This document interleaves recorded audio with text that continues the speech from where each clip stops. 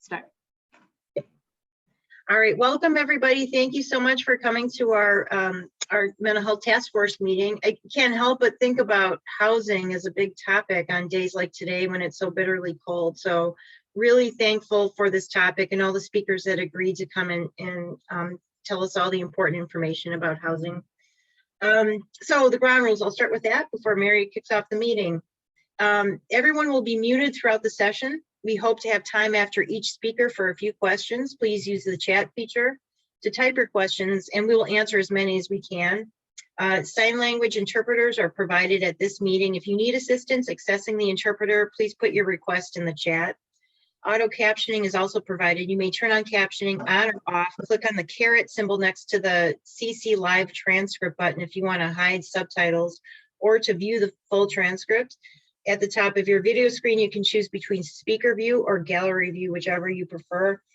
Two other things, sometimes people's mute buttons are not on during the meeting, and if that's the case with you, I will give you a gentle reminder in the chat to put your mute button on. And also for the speakers, I will be giving you some reminders on time so that you can plan your talks. Thank you.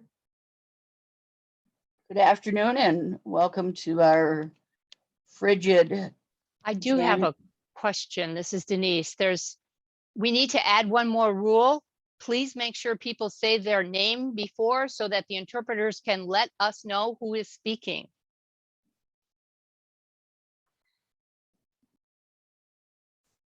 Good afternoon. My name is Mary Neubauer. I'm one of the co-chairs of the Milwaukee Mental Health Task Force, and welcome to this January frigid Mental Health Task Force meeting, where we are fortunate to be inside and there are less fortunate individuals that are outside today.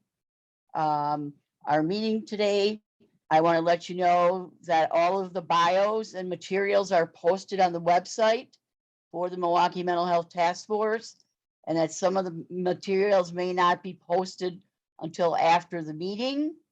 In addition to being the co-chair of the Mental Health Task Force, I represent the task force on the Milwaukee County Mental Health Board, where I'm the secretary and the chairwoman of the Quality Committee. So, and I'd also like to introduce Christine Apple, who will introduce herself.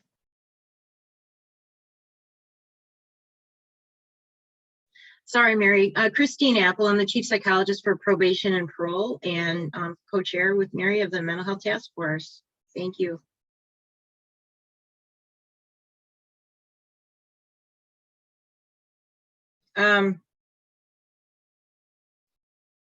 Sorry, I just lost my screen for a second. There's a few technical difficulties here.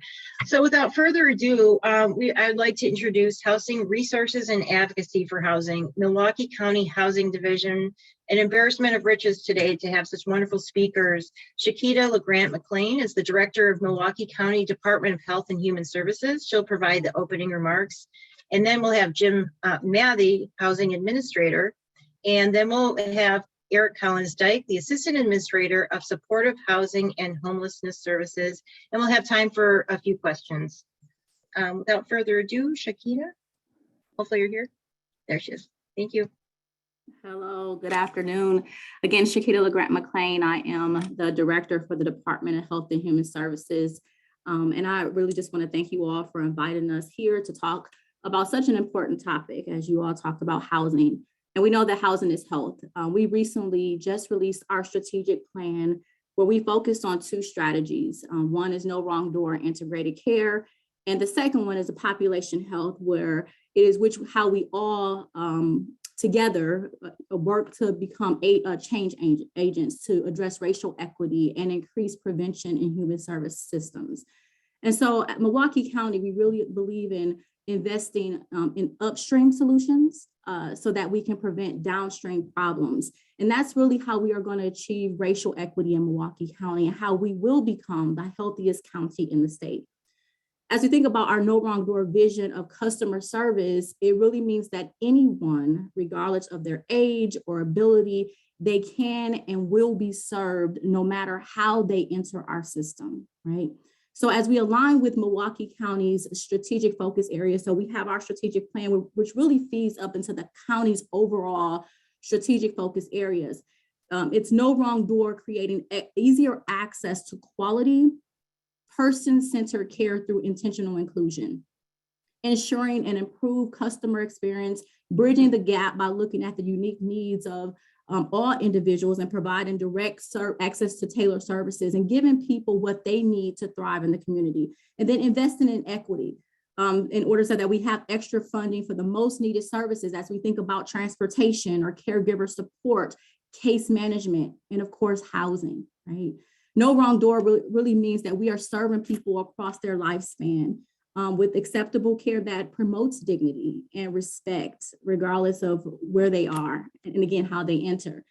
As we think about no wrong door, that approach is how we realize our vision of together, not just DHHS, but together, all of us working together to create healthy communities and improving those health outcomes for Milwaukee County residents, creating easier access for people who are seeking services so that it can result in person-centered care. And we are wrapping those services. So as they come in, right, we're placing them at the center and we begin to wrap those services around them, and seamless transitions as our youth begin to transition into adult services.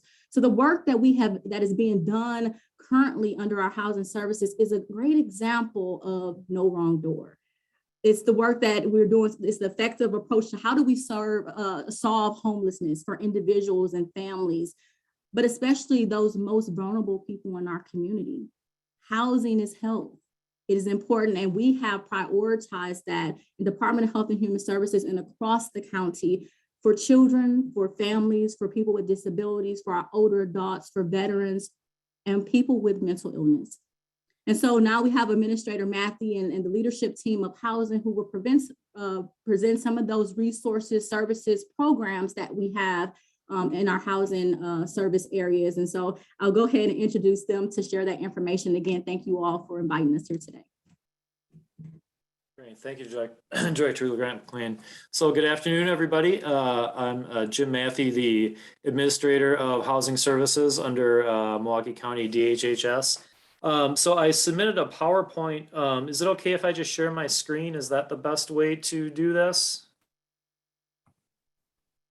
Yes, I would just make you a co-host, Jim. Sorry about that. I wasn't sure who was gonna share the screen. If there's a different way to do it, that's okay too.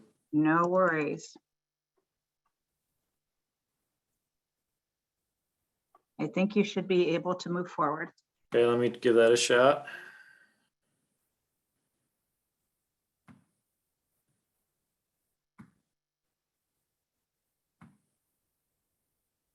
Can everybody see my PowerPoint? Yeah, just make it full screen if you could, so it's not so small. Good.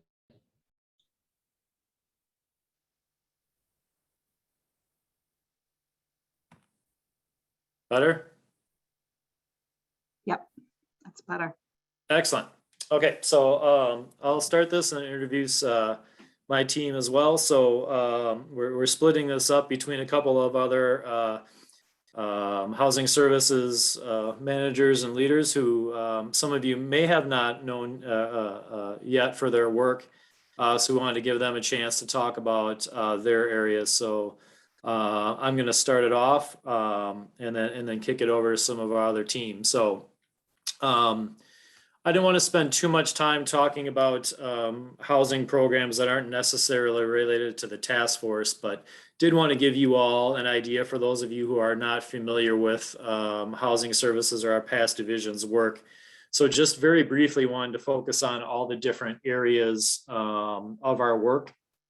So one of the areas that a lot of you are familiar with is our street outreach and housing first related services. So Mary Neubauer rightfully pointed out the weather and our concern for the most vulnerable and those that are unsheltered. So for those of you that don't know, and Eric Collins-Dyke will talk more about his leadership in this area to give you all more information later in this presentation. But for those of you who don't know, our division does do our own homeless outreach. We're out there fairly consistently. So we put the hours of operation for our street outreach.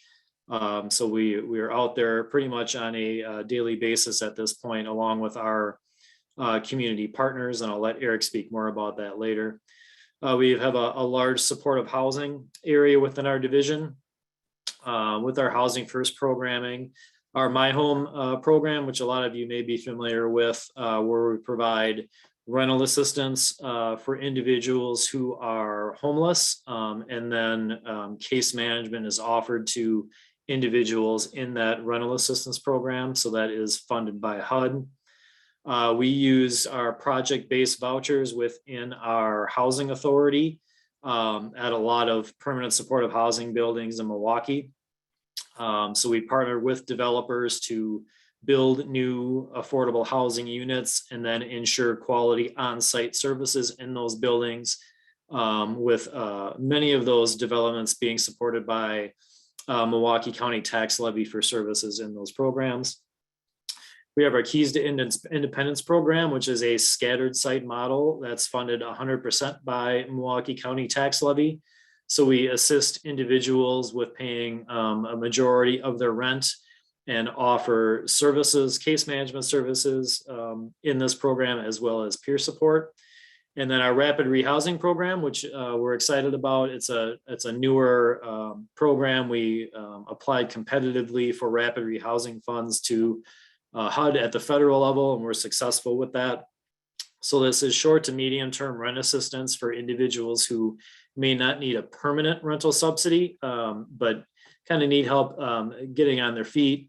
A lot of the target population for people in rapid rehousing is individuals who may be employable, but really need 6 months to a year's worth of rent assistance, and then hopefully they can take on those leases on their own after that. So our Section 8 program, as a lot of you know that term, Milwaukee County, we are our own housing authority. So the Milwaukee County Housing Authority is also embedded in housing services. So we are different than the housing authority of the city of Milwaukee, as you know, better known as HACM.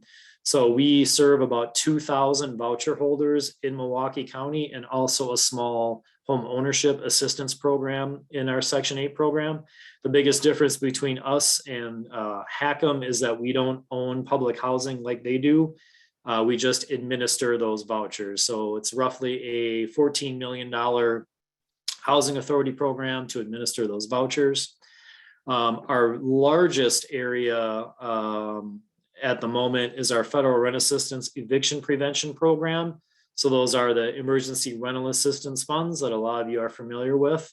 That has been a very big challenge, but I think a very large success for Milwaukee County. So we have commitments of about $110 million worth of funding that we've received and will continue to receive through September of 2022, that provides assistance for individuals facing eviction, where we can pay rental arrearages, as well as a few months moving forward. I don't want to get too much into that. Maricela Gona, who's done just a wonderful job getting that program off the ground, will give you more details in a bit. The other change for our service area is our division took over Milwaukee County's energy assistance program this past year. And Maricela is also going to go over how to ensure that anybody who needs energy assistance can get involved in that program. It's been a really good synergy with the rest of our program areas. It's a natural fit, I think, for housing to run energy assistance. So we're happy that's within our fold. Real estate development. So we've also been working on co-development of real estate in our community. Again, that is focusing on the construction of new affordable housing, typically multifamily developments. We're trying to do more affordable housing development in our suburban communities. So that is certainly one of our main objectives, and will continue to be so in 2022. A lot of that is finding qualified real estate developers, finding available land. If it's supportive housing, building that service model, working with nonprofits and for-profit real estate developers to really bring all different types of affordable housing, whether that be for families or workforce or supportive housing or senior housing. We're working in all different areas of real estate development at this point. And that does include the rehabilitation of Milwaukee County foreclosed homes. So we do some of that as well in our real estate development area. And lastly, our quality assurance and strategy area. Luke Rosnick will be talking about that also momentarily.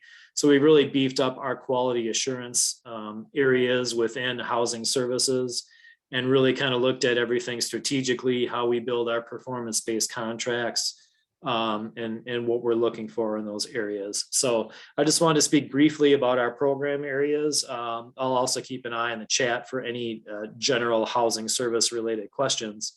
With that, I'm going to introduce Maricela Gona, who runs our energy assistance programs, as well as our new federal rent assistance programs. And Maricela, you can just let me know when to forward through the slides, but I will turn it over to you for the next part of our presentation.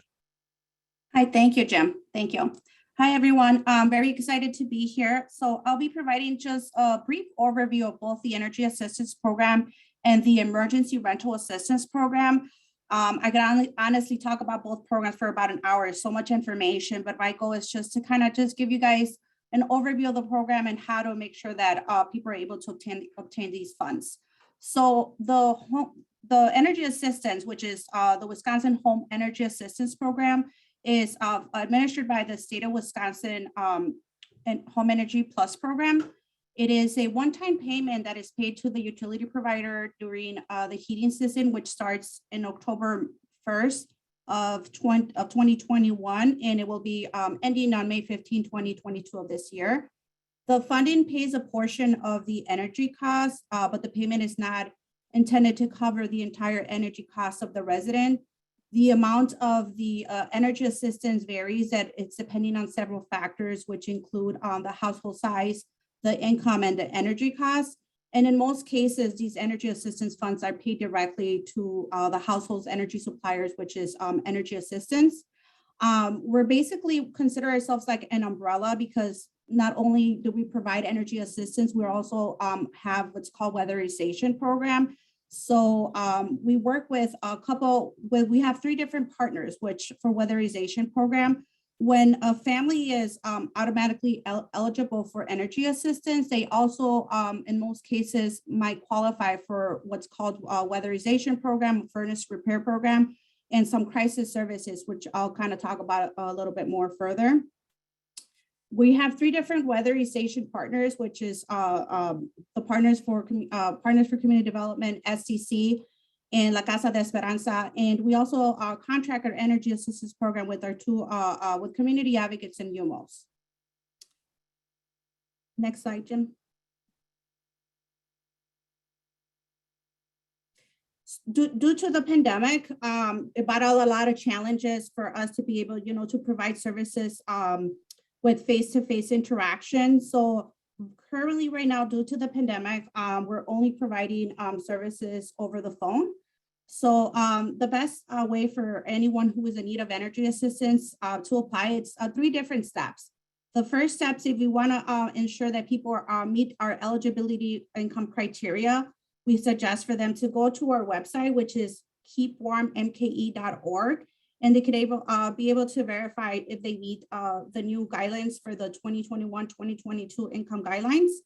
And the second one is schedule an appointment. So again, due to the pandemic, all the appointments are conducted over the phone. Individuals can select the best time that it's available for one of our energy staff to give them a call. We are open from 8 a.m. to 5 p.m. And usually our largest appointment is usually around 4:30 p.m.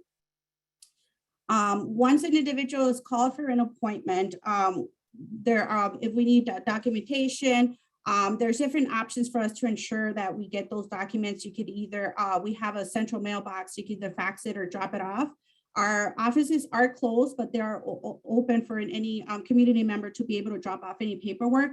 Some important things, due to the pandemic, there has been some minor changes to some of our criteria. So historically, energy assistance usually required a 3-month proof of income for anyone applying for energy assistance. That has been relaxed a bit now. So if someone's applying for now for energy assistance for the month of January, we're only looking for 1 month's previous income. So again, that has changed now. So we're only looking for the previous month proof of income. So that has been some changes. There's also some flexibility also. We've experienced a lot of challenges with people being able to submit proof of income. So we work with the caller to ensure what's the best route for them to ensure that we get any verification that's needed. Next slide, Jim. So again, energy assistance umbrella also includes the weatherization program and the furnace repair program. So for the furnace repair program, if your furnace or your boiler stops working, we have a 24/7 capacity for individuals to give us a call so that someone from our weatherization partners can go out and take a look at your furnace to see if it either needs to be replaced or repaired. We also have the weatherization program. So again, once someone is already eligible for energy assistance, they are placed in a list to contact them to see if they need the weatherization program. The weatherization program offers a lot of services, which includes insulating your attics, the walls, the floor, verifying if there's any air leakage, and installing just energy efficient areas and thermostats that will help decrease the energy, the individual's energy bill for the future. Next slide. The next program that the community is mostly aware of is the emergency rental assistance. So as Jim mentioned, these are funding that was provided to us for individuals who have had any financial impact or financial hardship related to COVID. So what are the main criteria for ERA? Someone has to have be an applicant or a tenant or a leaseholder. They have to be a Milwaukee County resident. I know SDC also provides these similar services, and SDC through the city of Milwaukee focuses on individuals that reside within the city of Milwaukee. For our program, we focus on Milwaukee County residents. Again, someone in the household has to have experience of financial hardship directly or indirectly related to COVID, or if anyone has qualified for unemployment benefits or experience a deduction in an income, that would make them an eligible participant.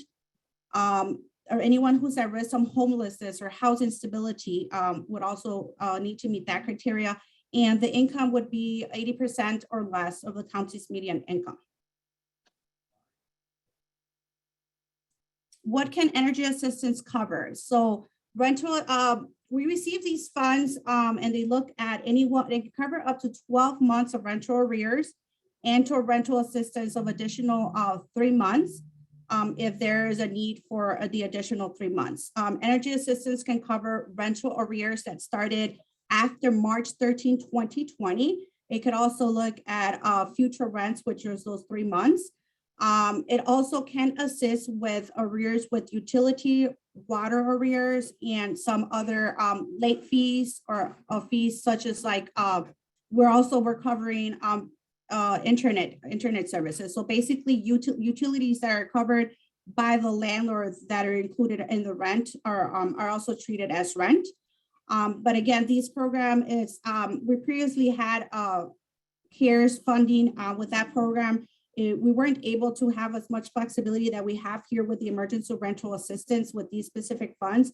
Another thing that is different from the CARES funds with these ERA funds is that this program does provide assistance to individuals who have a Section 8 or are any type of rental subsidy. They are also eligible for these fundings. How can tenants apply? There's 3 different ways for a tenant to apply. The most well-known is to apply online. An individual can go in through communityadvocates.net website and complete, it's called Sengen. It's a Sengen application where you can go in and set up a login, and you're able to save it and come back later. Individuals, a landlord can also submit an inquiry on behalf of the tenant. And also anyone in need of an application can also pick up an application at the 728 North James Lovell Street at Community Advocates. So those are different routes that someone who's interested in applying. If there is a large program manager or a large listing from someone who wants to apply, we also have a landlord liaison who takes a big look at those larger lists for anyone who's interested in applying for the program. Next slide. These are just basically just going over the rental assistance steps. Just again, ensuring that you create a file, complete the application, just ensure that individuals have all the needed documentation, which will be ID, proof of income, landlord information, any hardship that's relevant to the COVID loss or the financial hardship. The process is once someone applies, there is an automatic email that's sent to that individual's landlords notifying them that their tenant has already applied for an energy rental assistance program and it's in the process.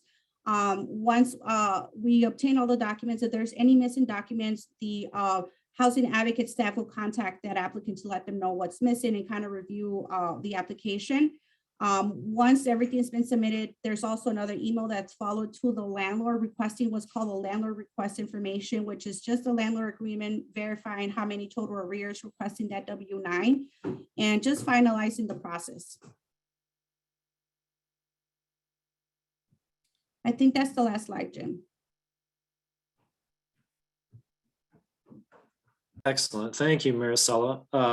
So now we'll turn it over to Luke Rosnick. Luke, you want to introduce yourself, say a little bit about your role, and then go into your presentation?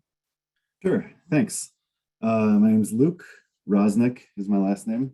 I work on, well, for Jim, and Eric's my manager. I also work with Maricela. I love this image on here because it helps describe a lot of what our team does. I guess I'll talk a little bit about what I do and what I'm gonna say, and then we'll get into it. My title is Quality Assurance and Strategy Coordinator. So I touch a lot of our contracts, like with different providers, say shelters, mental health providers, case management agencies, and the performance measures that are connected to those. And I'll talk about that towards the end. I also do street outreach, do some administration and management of our supportive housing programs, some other things too, I guess, that maybe I'll get at it in a little bit.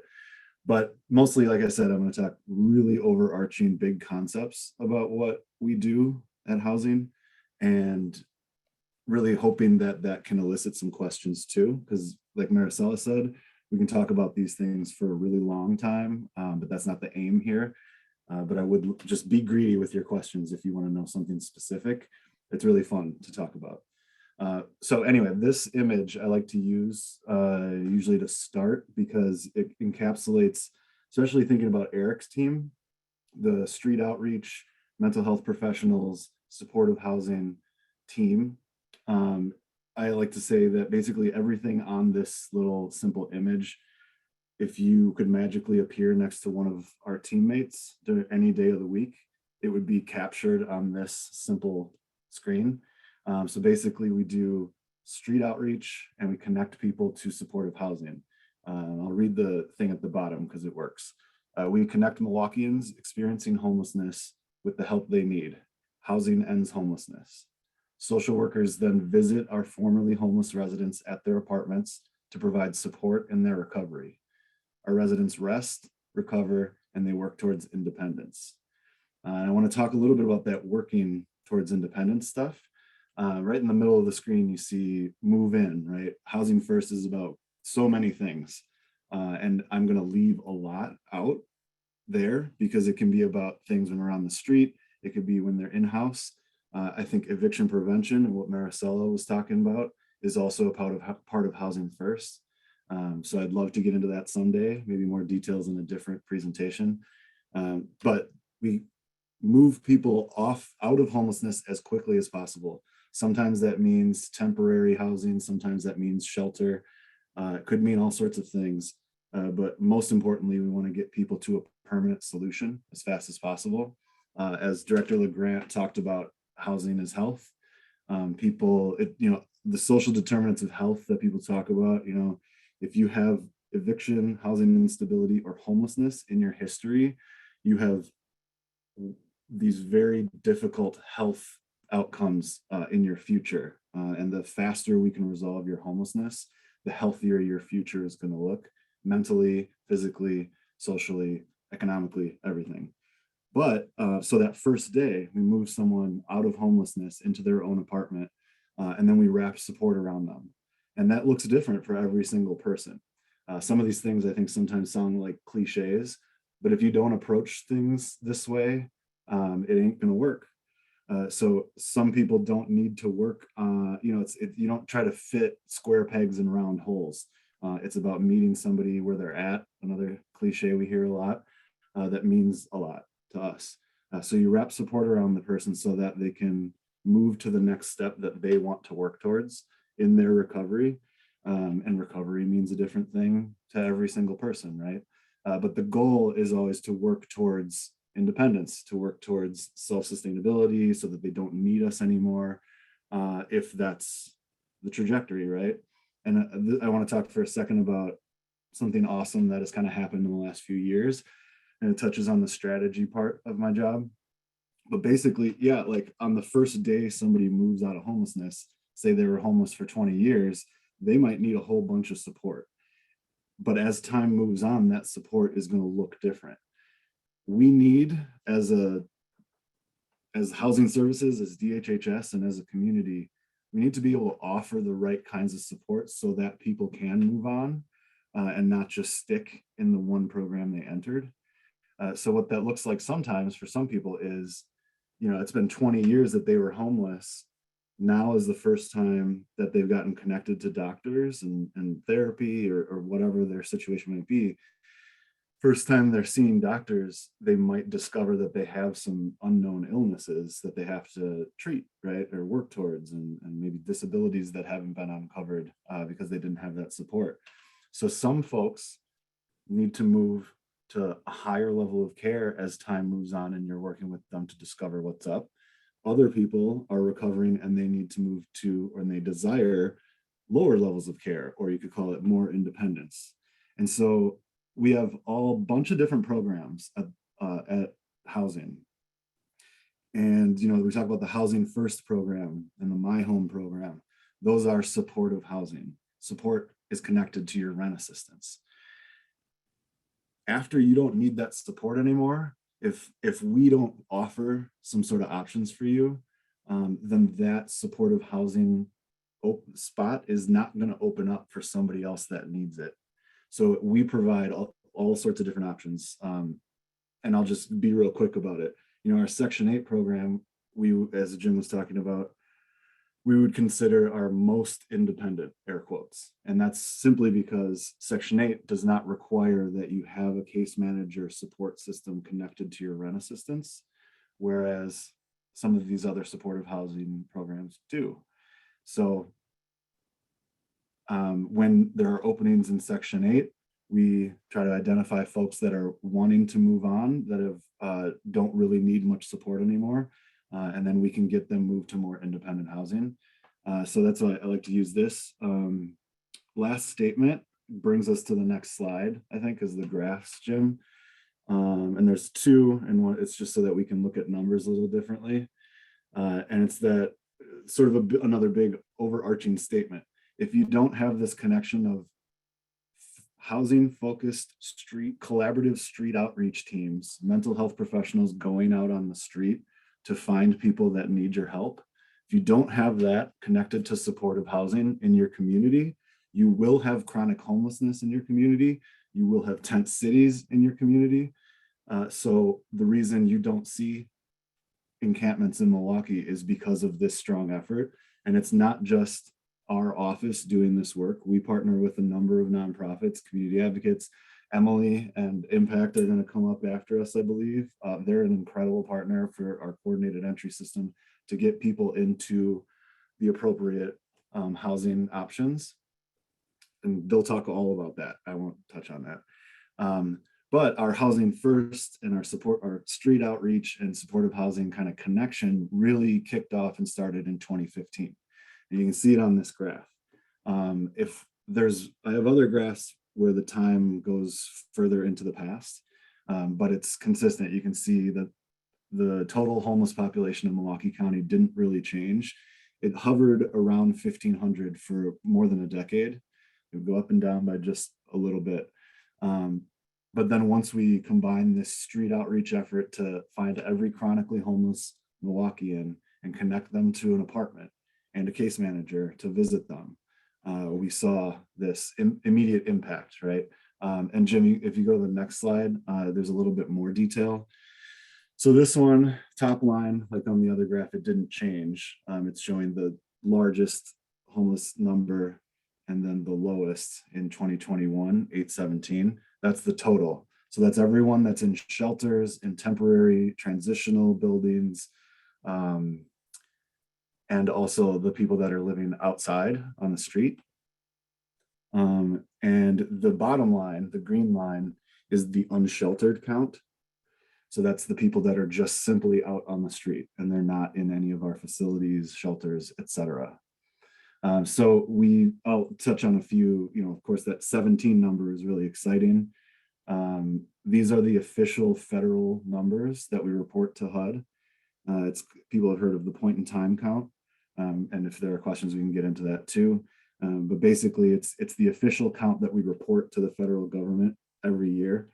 And the reason I'll just briefly touch on the incredible 17 number. It's one of probably the lowest in the country, especially if you compare us to a comparable city. There's a few other cities doing this very similar work, coordinated entry, street outreach, supportive housing, and prioritizing the longest term homeless and the people with the most vulnerabilities first. Pittsburgh is doing an awesome job, also have really good numbers that keep falling. And we've talked to them, we partner with them to learn from each other. We meet them at conferences and so on. There's a few other cities, but I'm really proud to work here and that we've done such an awesome thing with our homeless population. I guess that's mostly the extra interventions, that's what I meant to say, especially since the pandemic, right? We've got a lot more funding to fund what Maricela was talking about, eviction prevention, so less people are being evicted. We also have hotel placements. We had a rapid rehousing program that Jim touched on, where we could house people very quickly during the pandemic. Like right when the pandemic started, we were really worried because the shelters reduced their capacity. A lot of places closed down or just at least reduced the amount of people they could take in. So we worried about the street population. So we increased our street efforts and got people off the street. That's why that number is lower. Can you move to another slide here? Oh yeah, and this is a big one too. Again, I'm trying to keep to I can get myself down tangents, but I'm trying to keep to big overarching concepts. Segregation, huge problem, right? We're the #1 city, have been my entire life. I was born in Milwaukee, and I don't know a time that we've really not been seen as the most segregated city. But this can show you when people do get connected to our services, we all overwhelmingly use tenant-based vouchers. Jim touched on it a bit, but that means that the assistance is with the human being, right? And so they can go find an apartment anywhere in the county. And this is something we emphasize, is that people should be able to view as many apartments as they want until they find one that they like, in a neighborhood that they want, in a building that they want, et cetera, et cetera. And so this is the true data of all the addresses of the people that get assistance from us in their apartments. So for all of our rent assistance programs.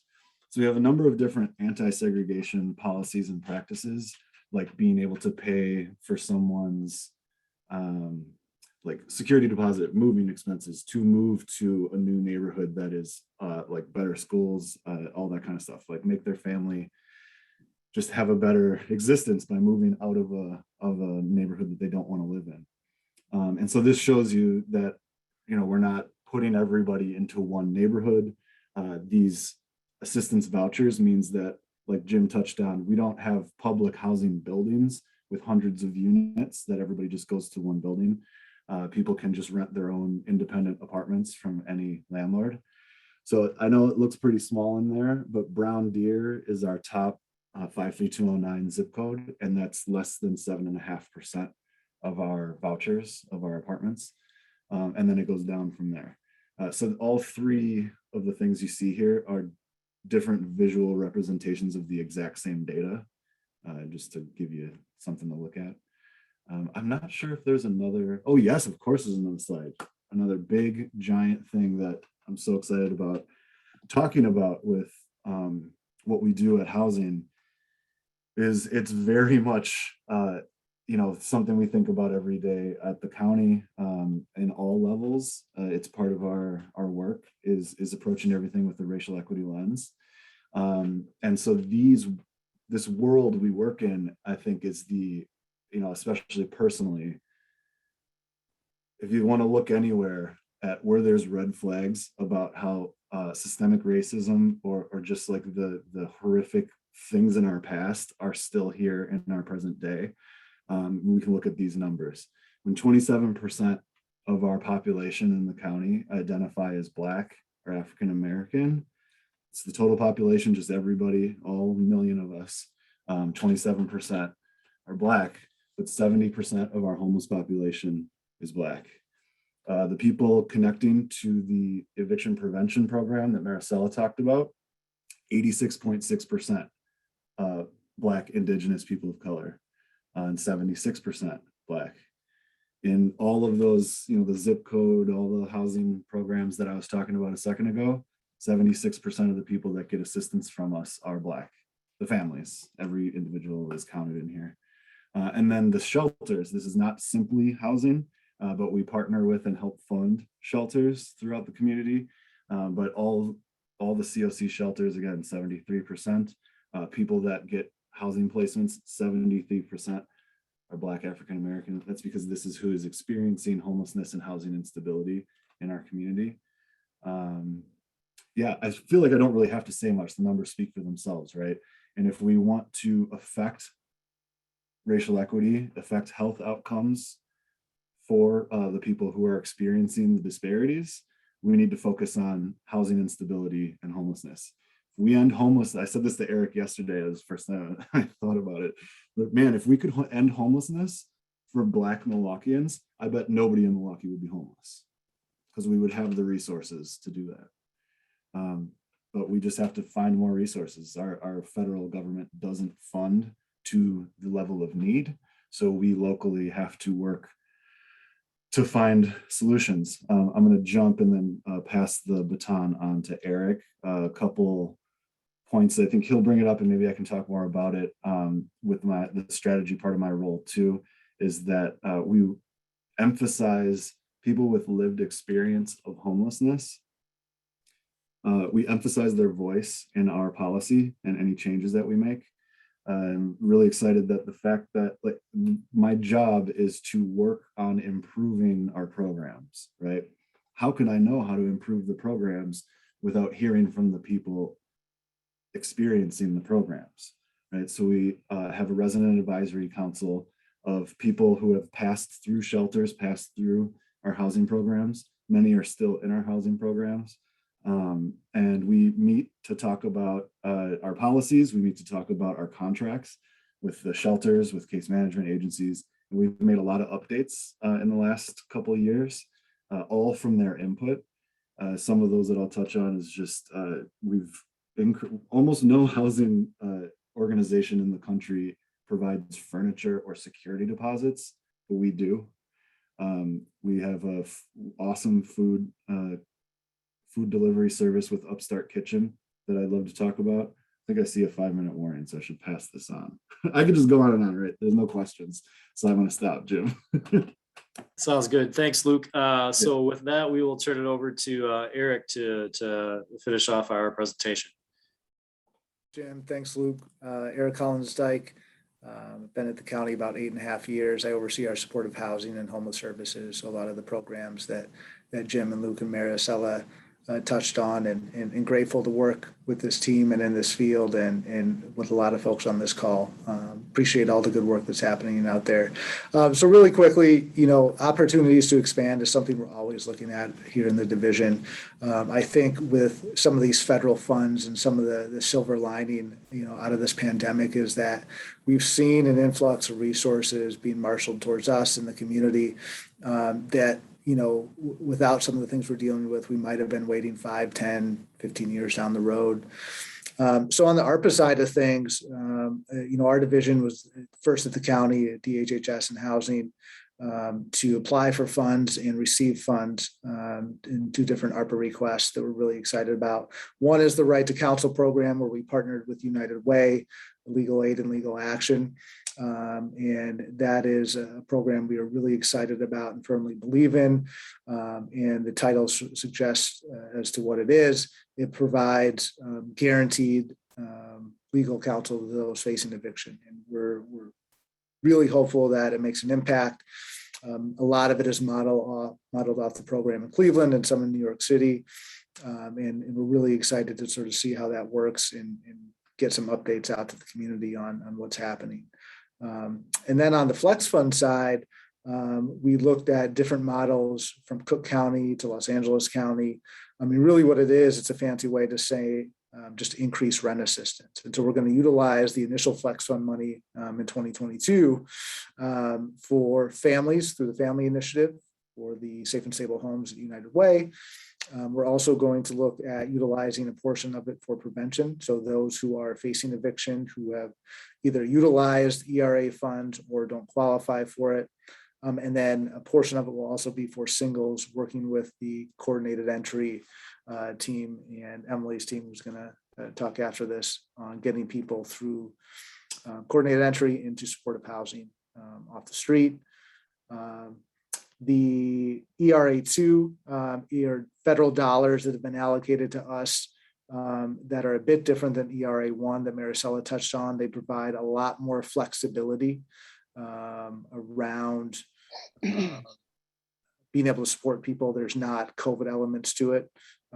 So we're very hopeful that we can utilize that this year to support people who don't necessarily qualify for that. And then we recently got a $50 million reallocation from the state. The city of Milwaukee got $61 million around some unspent funds that we will now use in our jurisdiction to continue to support people who are facing eviction over the next year.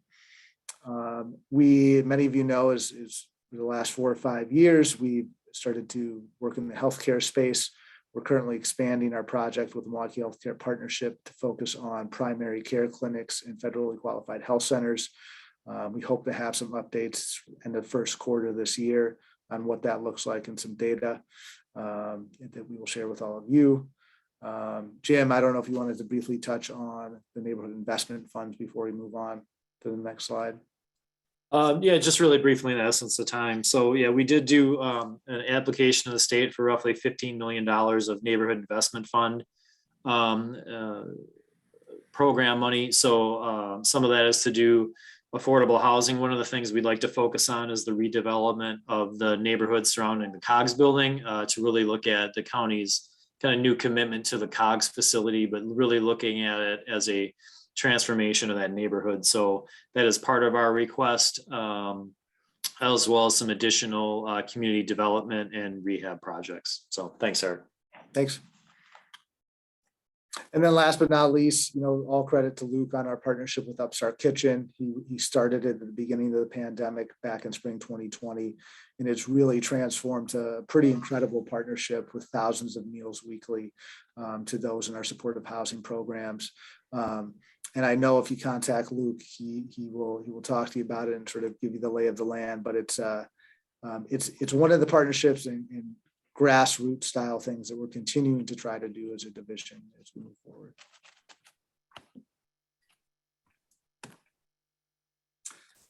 Really quickly, current barriers, as always, heavier investment in affordable housing.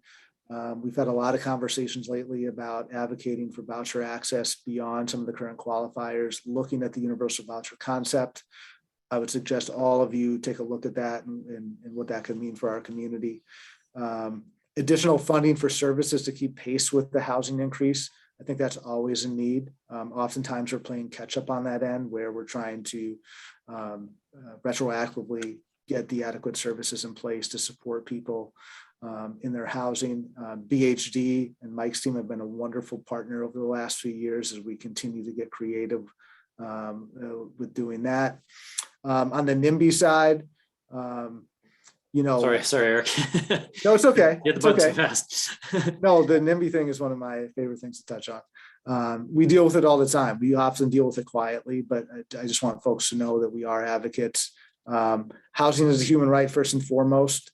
We firmly believe that, you know, in our bones over here. It's part of everything we do, the fabric of our policy. I think consistent communication and public meetings, you know, even if those public meetings can be somewhat contentious, it's good to always be out there advocating. And I hope folks know that all of us over here are always happy to be involved in those. Developing a rapport with alders and county supervisors and getting them to know the work that you do on a daily basis and how important it is for each of their districts. I highly suggest reaching out. You know, I know we've done it on our side at DHHS and housing, and it's been immensely helpful in terms of partnerships and expanding some of what we do. Continue to organize as a group. I think, you know, nonprofit and government working together can be really powerful. And then sharing successes. So not just the data, not just charts and graphs all the time, but also that qualitative piece, sharing success stories and real on the ground stories, I think can be really impactful. And it's something that we'll continue to try to do. And, you know, I just want to say, I saw Brian put in the chat, you know, there's a resolution a few years back around Section 8 voucher holders as a protected class. I can dig that up and send it over to Barbara so folks can take a look at it. But you know, we still face a lot of discrimination across the board. And so I think continuing to advocate together, continuing to strategize, and don't ever hesitate to reach out to us. We have a big housing navigation component that has morphed into a lot of advocacy around housing access. Thanks.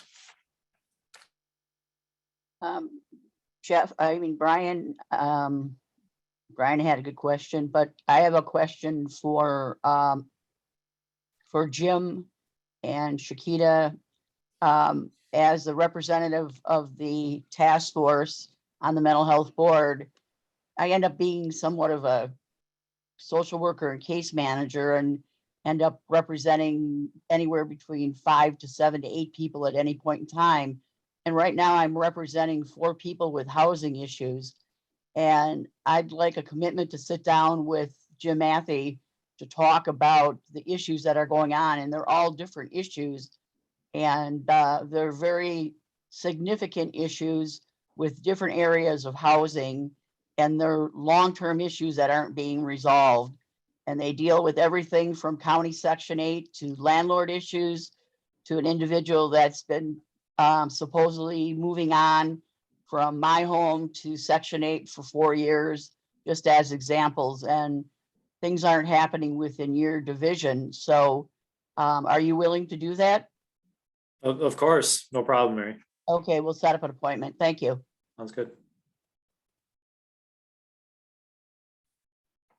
This is Barbara. I just wanted to thank you all for the overview and for some of the remarkable work that you've shared. And, you know, as you point out, there's always more that we need to do. And, you know, if there are opportunities to bring concerns to you or to partner on advocacy, you know, please keep that door open. We really appreciate the opportunity. And especially with some of these NIMBY issues, you know, the opportunities to develop additional housing in other areas of the community that's so needed.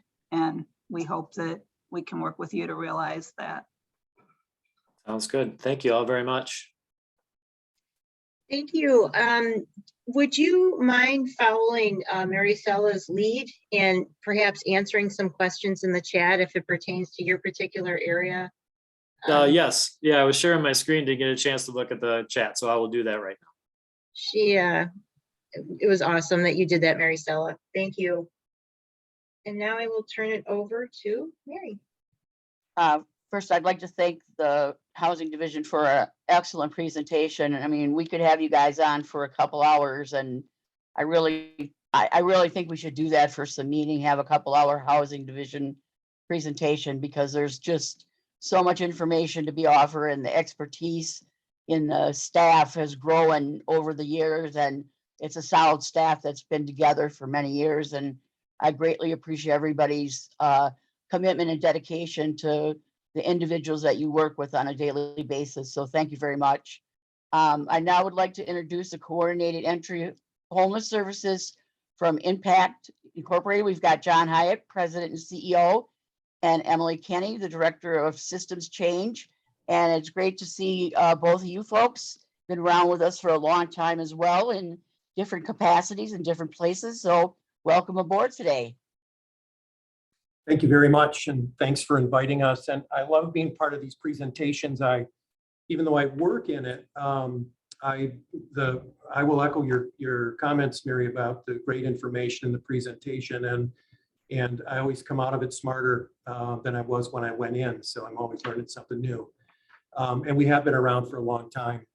Been a part of Impact for more than 25 years. And my name is John Hyatt. I'm President and CEO, and I've been in that role for about 6 years, which kind of coincides with coordinated entry. And I'll just share a couple of thoughts with you first before I turn it over to Emily. So you saw from the previous presentation that a lot of this activity intensified around 2015 when coordinated entry really started to take shape. So we've had more than 5 years of really dedicated hard work, trying to get everybody aligned and in the same room and in agreement, which led to a set of guiding principles, which led to a set of guiding actions, and then resulted and became formalized in written agreements. And it began with a targeted group, shelter placements for women and children and families, and it eventually expanded to include other populations. And then it grew beyond shelters to include housing, and now beyond housing to include prevention. And it's been a really remarkable journey and a testament to Emily's leadership, as well as the great support from Milwaukee County, Eric and Jim, and the city of Milwaukee, and United Way, and Christina, and then all of the other community organizations and partners that make up the network that comprise coordinated entry and all of the other housing services. So as I like to say to Emily, and she probably gets tired of hearing me say it, but you'll hear and you'll see in her presentation that really the secret ingredient in coordinated entry is coordination. And so it seems rather simple concept, but to have an identified entity that's really coordinating the activity and has some of the authority to gather people and make decisions really has been the secret, I think, to coordinated entry. So I'm going to turn it over to Emily and let her take it from here. Thanks again for having me. Thank you, John. And so I am Emily Kenny, the Director of Systems Change at Impact. I have been with Impact for almost 6 years and have started doing coordinated entry exclusively, and now have additional kind of systems coordination pieces as a part of my role. But I started my career doing street outreach and case management for folks that were living outdoors and also with severe and persistent mental illness. So that kind of is at the core of me and who I am, that we really shouldn't have that in our community anymore, and we can change it, but we need to work together. So I have this presentation that I'll share.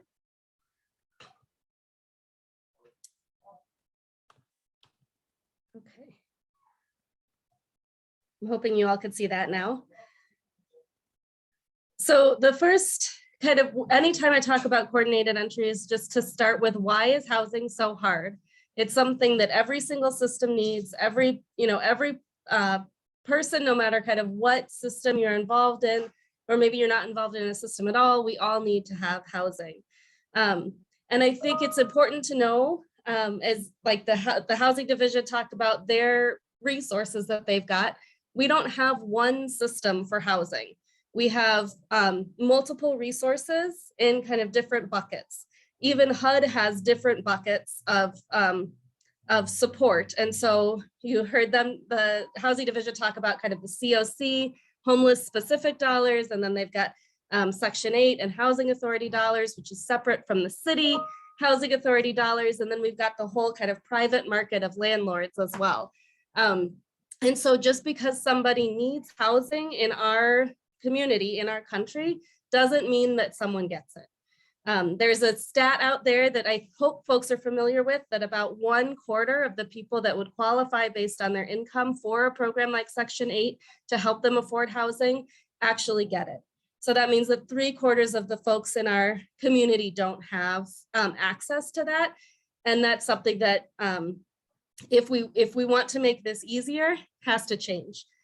There's some ideas that I'll kind of throw out here. I saw, Barbara, your question. There was a question about kind of mental health and emergency placement, and jail and emergency placement.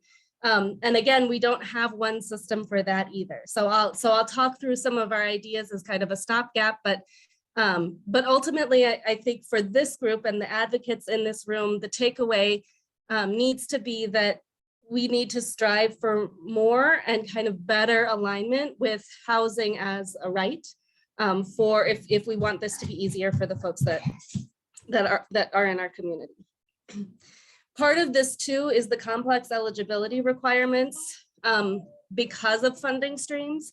And so just because somebody has a need, it doesn't mean that they fit the eligibility requirement of the funding stream that's available at that time. So that's just another complication that is in our work. So I'll talk through, so one of those systems is the coordinated entry system, and I'll talk through what that process is. But I like to kind of start with, even before utilizing that system, since we don't have one system, when you're working with somebody, things to think about are kind of, are there ways to kind of salvage, I'll say, doubled up situations or places where people are? Are there resources, that I'll talk about the Rental Housing Resource Center in a little bit, that might be another resource that they could use? Or are there ways that I talk about this, especially with case managers that are in like the behavioral health system or family care? Are there ways to stabilize this person's kind of unstable housing situation by focusing in on income and support while being on wait lists for housing types? So that's just something to consider. We could certainly, with coordinated entry, kind of help guide you to that space. But know that that is out there, that you could do kind of in parallel or before contacting coordinated entry. So what is coordinated entry? So coordinated entry is a HUD mandate for those experiencing literal homelessness. We go beyond that in our community, but our mandate is that we identify everyone experiencing literal homelessness as defined by HUD.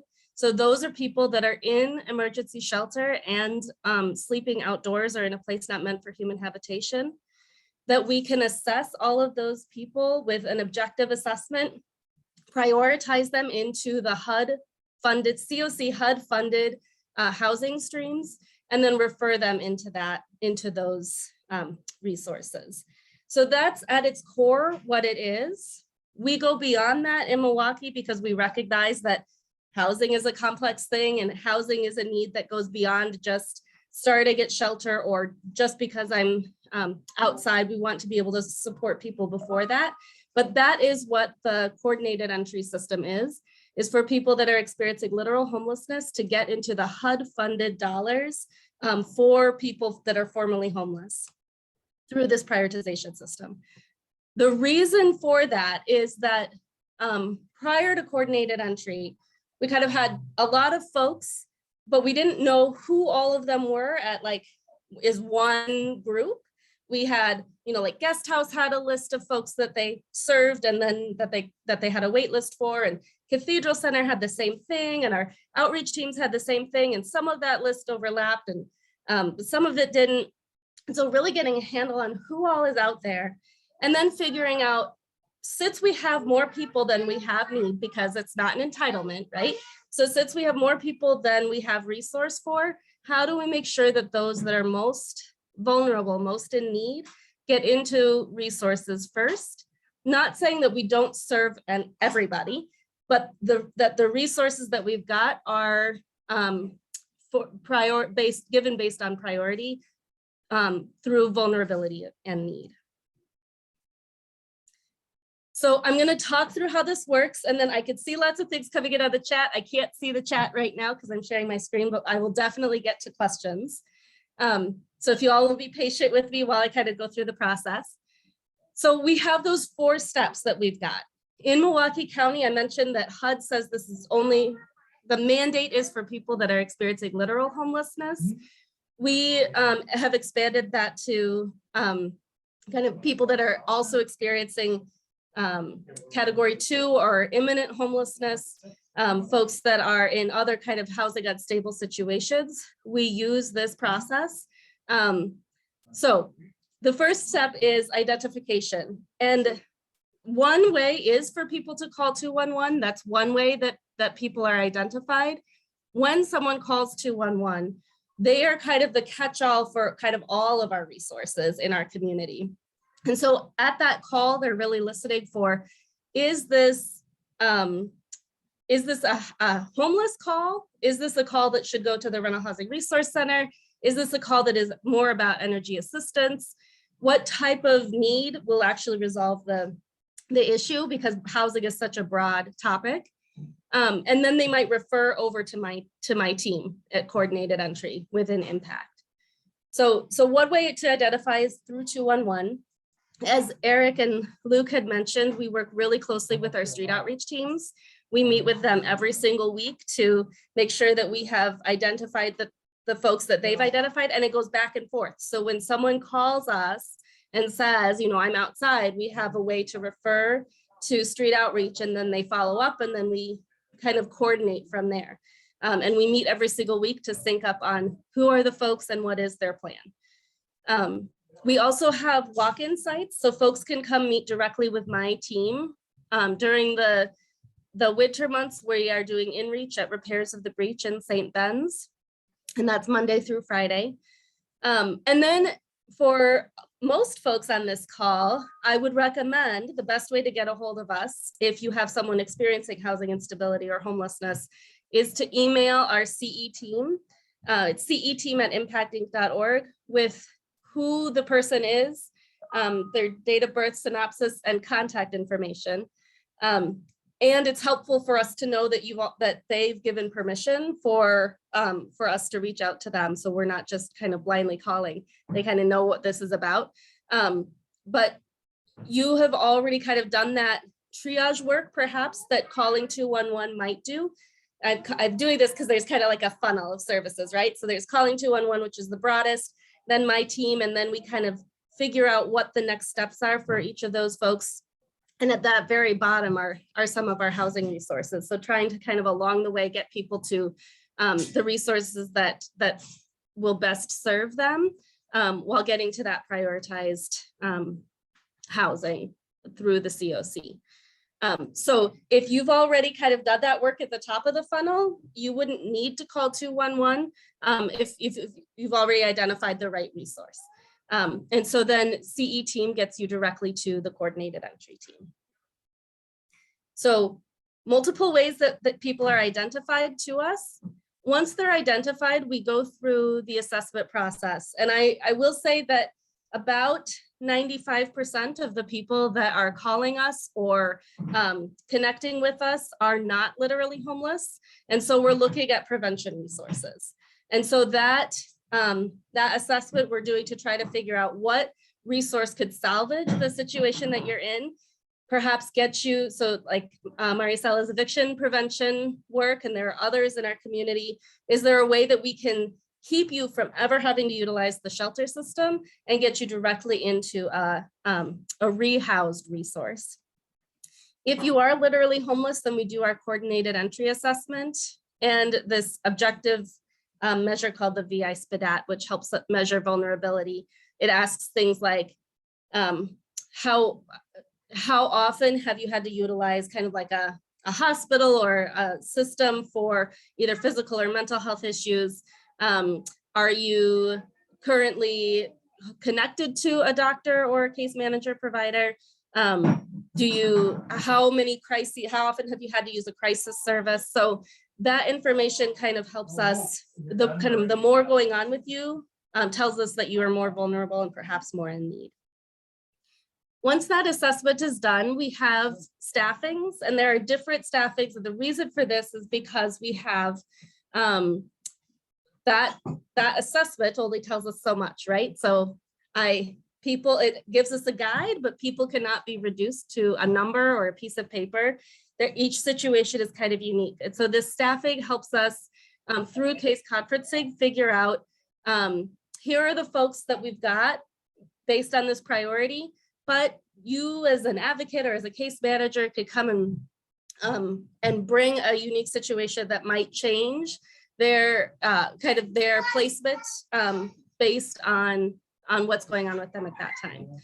So for shelter, for example, our priorities are folks that are outside first, and then people that are fleeing violence, if domestic violence shelters are not available, then folks leaving an institution like jail or a hospital, and then kind of everyone else. I'll talk in a little bit about the importance of prevention here, but I'm hoping that most folks on the call can understand why we would prioritize people who are outside or fleeing violence over someone who is in a doubled up situation that is relative to these other situations safer. There are exceptions to this rule, right? So we have had situations where we've had people that are outside and the level of violence that someone is fleeing is so high that we as a group during this shelter call prioritize that person fleeing violence, even though they are housed, with a roof over their heads right now, over someone outside. So that conference call gives us an opportunity to have those discussions and put a little bit more of the subjective into the objective.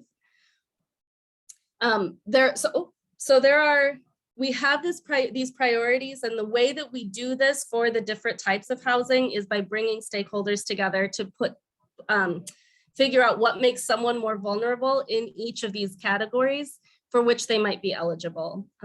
So I'll just call out here another piece on this end of the spectrum is our permanent supportive housing, where currently I talked about those complex eligibility requirements before. At the moment, still, in general, someone needs to fit the HUD definition of chronic homelessness before they are eligible for permanent supportive housing.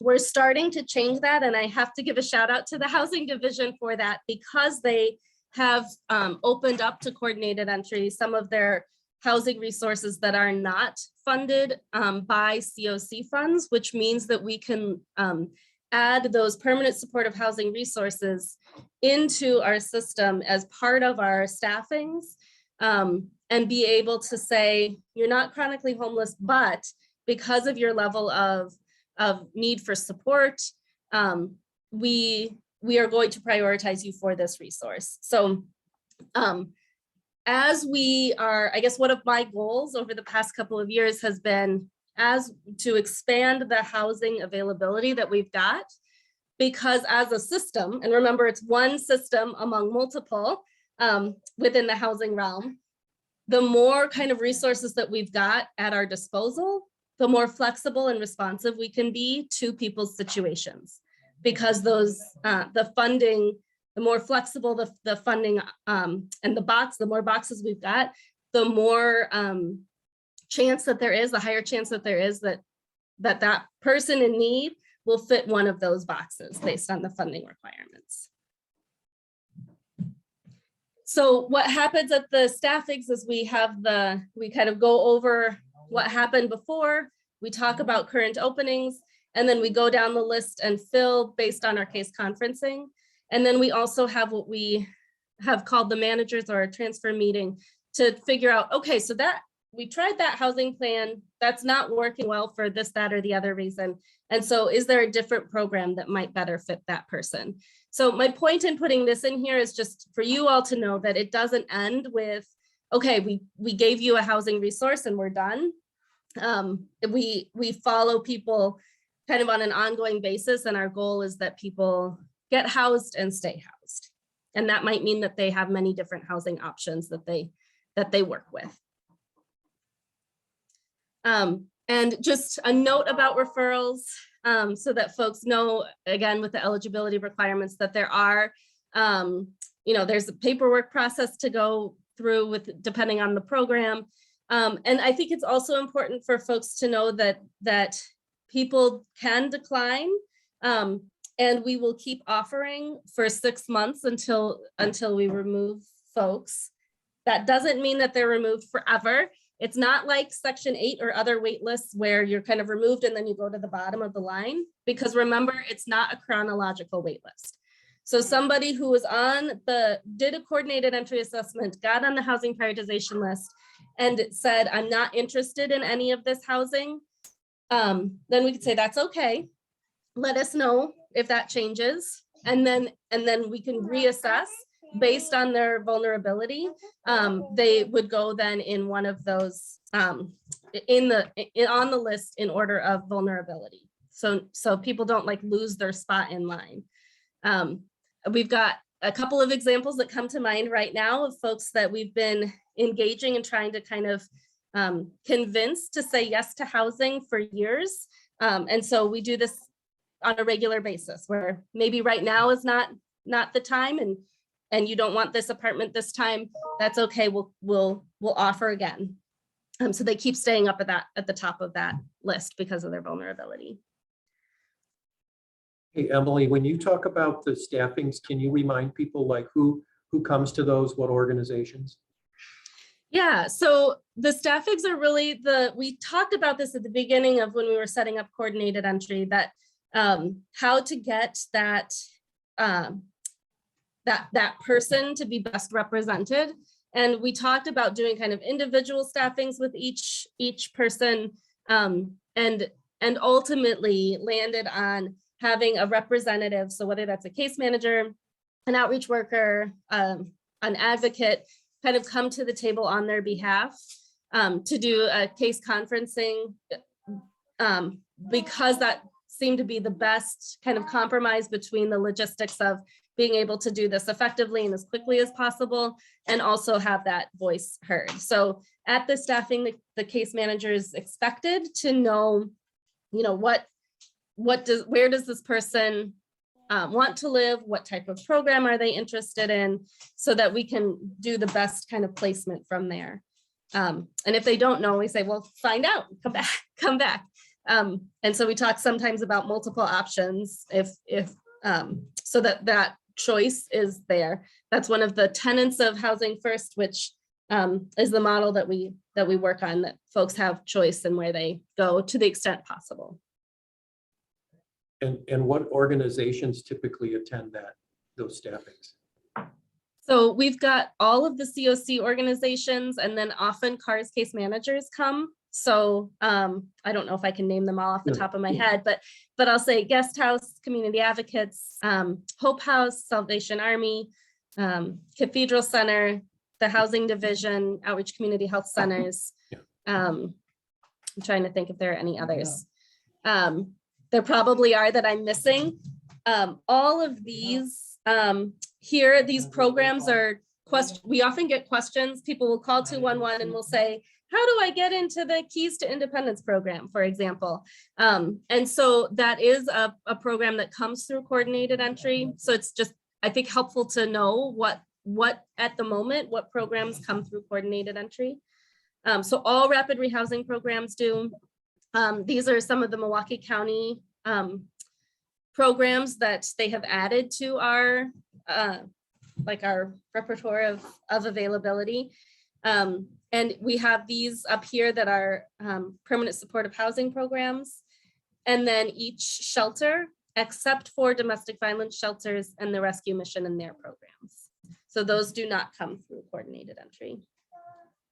And then more that don't come through coordinated entry: medical respite for those who might be involved with hospitals, Section 8 in general, and housing authorities, and then kind of the COVID prevention and ERA funds have not come through coordinated entry.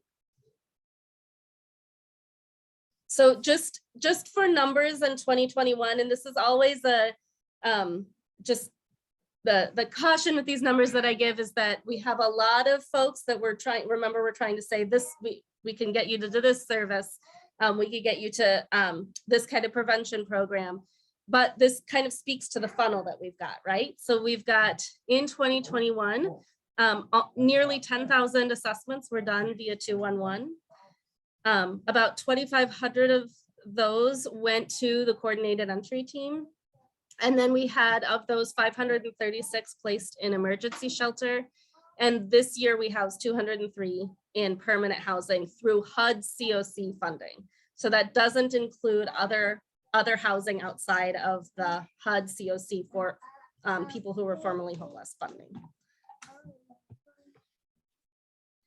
And I'm a social worker, so I'm gonna use this, this terrible metaphor, but it does kind of, I think, illustrate what we're working with here. And I just have to put this note in there, especially anytime I talk to a group of people that are advocating for systems change on a whole level. So I'm sure you all have heard this story, babies, people, whatever you want to say, kind of going down the river, and you see that and you intervene and you rescue the baby and you perform life-saving measures, and pretty soon another one comes down, and so you rescue that baby too, and pretty soon you have a whole operation set up, right? Of you volunteers catching babies, you've got the ambulance on standby, you've got homes for the babies to go to, and you've got supplies ready, and you've got all these donations pouring in, right? All of that until someone says, why don't we go upstream and find out why we've got babies in the river in the first place, right? So all of this that I've talked about today, almost all of it, is at the end of the river. Our Housing First programs, I think we've done a really good job. Luke's kind of graph of how we have really drastically reduced the number of people that are experiencing homelessness in Milwaukee County is huge. But it also means that we're still kind of at the bottom of the river with most of those. The last couple of years, we have been pushing toward this prevention first. So when I first came into coordinated entry, we kind of helped started at emergency shelter. And I think this is the biggest point that I would like folks to take home if they can, is that help should not start at emergency shelter. That's already at the bottom of the river. And if we are putting people into shelter to get assistance from there, we could be, getting their kind of overfilling the shelters, right? When we need to be going upstream. And we really want our goal, and I could do a whole other presentation on what we're doing with, especially the Family Initiative and Safe and Stable Homes with United Way, but we're using this kind of guidance from HUD and kind of thinking about systemic change, that we really need to be focusing on going upstream so that those that do need to utilize emergency shelter and others at the bottom of the river can get it immediately. Part of the challenge with the lack of shelter is that we haven't yet figured out how to get upstream enough. And so Eric talked about it about this much with the healthcare partnership, but that's really exciting to me because that is a systemic group where the hospitals and health systems have said, you know what, we recognize that housing is a need that our patients have, and we're going to invest in that so that we can house them directly from hospital. And right now we're just doing like a little pilot on that, but if that could grow, then we don't have to have discharge from hospital to shelter to utilize a HUD resource. We could say, you know what, you're involved in this system, you don't have a place to go to, let's get you rehoused right from here. Or the Rental Housing Resource Center, I find really exciting, and I love the work that we've been doing with that group to say, stay where you are, let's see if we can get you funding to restabilize your situation. And so the more that we kind of focus on these innovative housing focused streams at that like prevention level before utilizing shelter, the more effective our system is going to run. And ultimately that's what people want. When I talk to people that have called 211 or they've come into one of the sites, when we start with, how can I help you? Honestly, oftentimes the first words out of their mouth are, I need a house. So a place to stay in the interim, absolutely. But if we can focus on housing from wherever people are at, I think then we'll start to turn the situation of homelessness in our community. So just a little bit about the Rental Housing Resource Center in case you aren't aware, because I think it is a great resource. And like I said, a high number of folks that call us are in that kind of prevention category where they're not yet literally homeless and could, with a little bit of assistance, be rehoused. So this is a 9 agencies kind of coming together to reduce evictions in Milwaukee. And so I'll just I won't do their presentation for them, but this, you can call them or go to their website to find out if there's a resource through that center to salvage or help the person move from their situation without utilizing the homeless services system. So kind of to capture everything, we've got these multiple ways to contact folks, to contact us. Just a minute.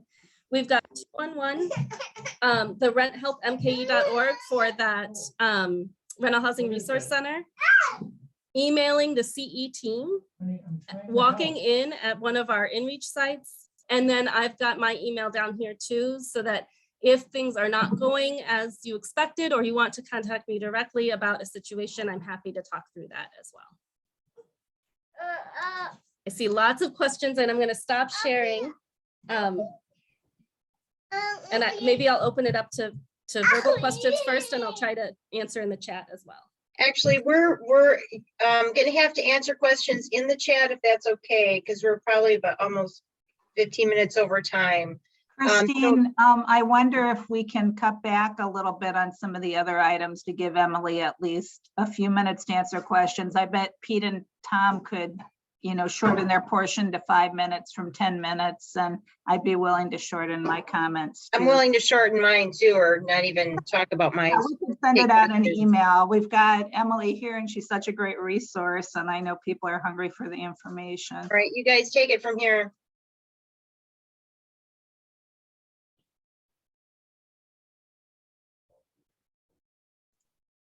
Do you want help with reading some of the questions from the chat, Emily? Would that be helpful? Maybe that Christine would be, and I yes, could it is. team on Yes. that. It's an overwhelming chain, so yes. All right, we'll try. Do you want to jump in, Christine, or you want me to try? I'll take the bottom one. And this, okay, sorry. Working with hospitals is,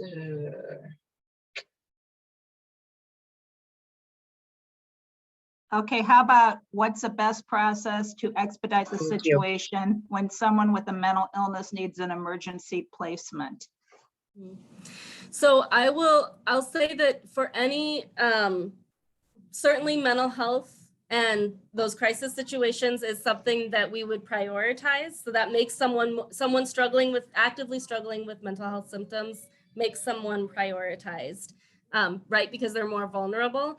And so I think that the best way is to email us, honestly, because then we can respond as quickly as possible. There's also, you know what, I'll put this in the chat. There's a professionals only line to connect specifically for shelter, excuse me, that I can put in the chat so that folks can connect directly with our shelter person.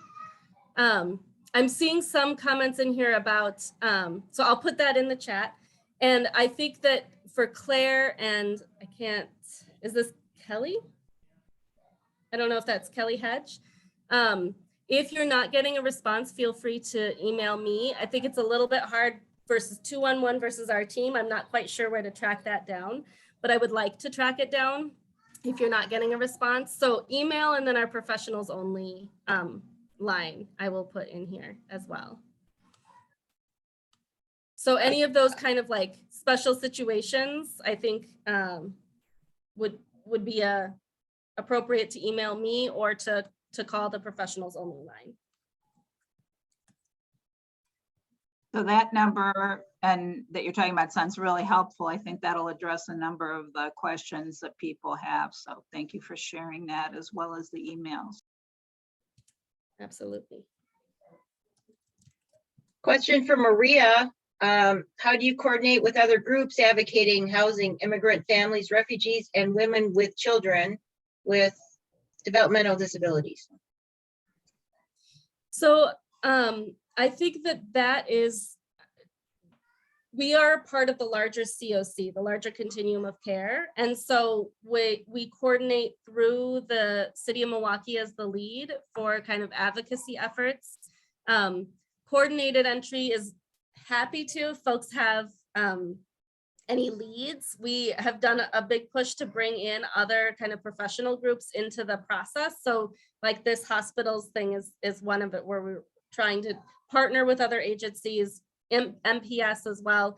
Our role is more around kind of the process to get people into and through services, and that advocacy is done at a larger COC level. But happy to talk with anybody about how we can improve the process that we've got, or kind of work through our process to make what we've got better for the people that those groups are serving. From Denise Johnson, just curious, why must have pre-authorization and referral have to be on the list? Is this required? Can you say more about pre-authorization? I don't know if Denise is there.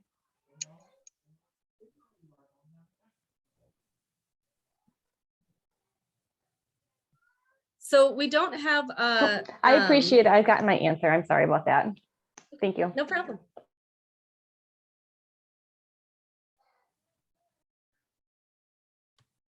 I'm not seeing any more questions. I see lots of commentary, but not real discrete questions.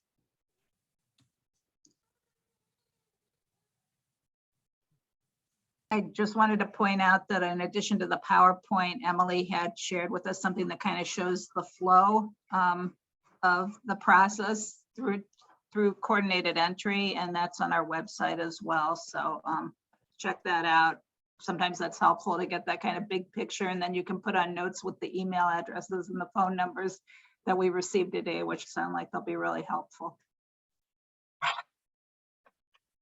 And I appreciate the frustration. I will say that we know that we are as well. My job would be easier if I didn't have to be in this role at all, right? If we had enough housing for everybody. Given that we don't, I think that it's important that we get folks into those that need it most into the resources. So I could talk more, and I'm happy to talk one-on-one with anybody about that. I'm also open to, folks will tell you, I think Eric will tell you, open to kind of changing systems, the way that we operate based on feedback, that we have not stayed the same for the past 6 years. We're constantly growing and changing to be more responsive. So I'm certainly open to that feedback. Thank you very much, Emily and John. I'm going to quickly pivot to Pete and Thomas Reed, or Pete Konieczny and Thomas Reed, for mental illness in the criminal justice system. And I agree with you, Emily, they shouldn't need a psychologist in the Department of Corrections, but it's a sad reality. Thank you, Christine. Pete and I are going to just give you about 2 minutes here. So one of the issues that we just heard a little bit about, and it's a recurrent issue that the task force has always been concerned about, is the plight of people who have criminal justice issues and mental health issues. And what we obviously would like to do is to stop having the county jail and the House of Corrections and the Milwaukee Secure Detention Facility be one of the reception points for people in crisis. And so what we are going to do in February, starting February 8th from 3 to 4:30, is to have 3 programs spaced about 2 weeks apart. So the 8th and the 22nd, and about 2 weeks later in March. And we're going to look at different parts of this problem. We are not in 3 sessions going to be able to cover every single issue that arises in this area, but we are going to look at 2 or 3 of the most important, and we're going to try to give you a mix of voices, but leave time for questions. And the voices include people who work at these points that we're going to take up, and people who have been involved or affected by them in terms of their life experience. The first session on the 8th is going to look at what happens when somebody is booked in the jail, And then we're going to look back into our community and say, how could we have avoided this person with mental illness in a crisis arriving at the jail? To facilitate the discussion, we will refer to something that's familiar to many of you, and we will introduce it to those who are not. The Sequential Intercept Map, which the Gaines Center created, it helps us look at the criminal justice system at each point at which someone with mental illness might have contact with it. And the 3 sessions will be built off of different, what they call intercepts, or it's different parts of that sequence of steps. And if it's successful, we may very well continue having other sessions in the future.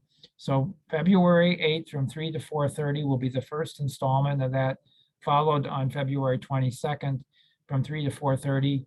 If you are interested in the topic, if there are things you want to suggest, if there are people that you think could be instrumental in helping to make a strong presentation, please send those to Barbara Beckert, and she'll make sure that the work group that's putting this together has all of your ideas, and we'll take them into consideration.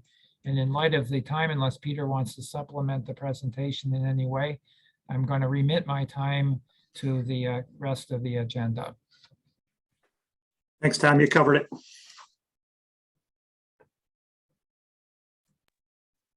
I think Mary, you're up next.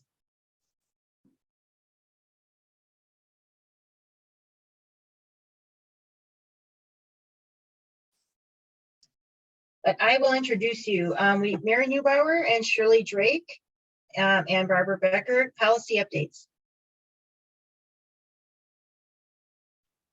Okay, I was having a little problem unmuting.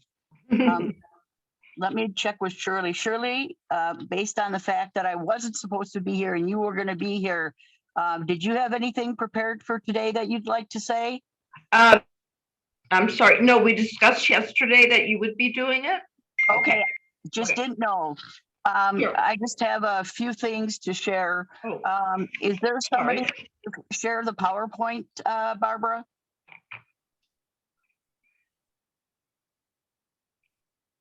Yes, I'm just queuing that up, Mary. Thank you much. I just have a brief little PowerPoint that I want to share.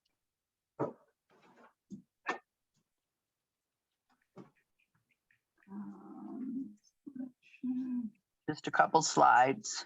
All right. Why don't you start telling everyone what it's about, and I am Okay, bringing so it up. this is progress in the making. I was driving on 12th and Valete on December 20th and snapped these pictures.